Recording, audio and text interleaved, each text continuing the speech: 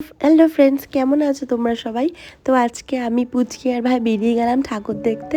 তো এটা বাপুজি গার্লসের মাঠে চলে এসেছিলাম। খুব সুন্দর হয়েছে, শিব ঠাকুরটা এত বড়, খুব ভালো লেগেছে। তো এই মার মুখটাও খুব সুন্দর। তারপরে আমরা চলে গেলাম ইউথ ক্লাবে। তো এটা তো খুবই সুন্দর হয়েছে, কিছু বলার নেই।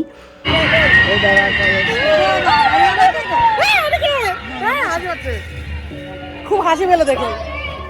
তো তারপরে এই প্যান্ডেলে তো আমার খুবই ভয় লেগেছিলো। আমরা সাউন্ড শুনেছিলাম ভূতের মিউজিকের, তো সেই নিয়ে আমরা ওখানে ঢুকিয়েছিলাম। যাই হোক, ভালোই হয়েছে।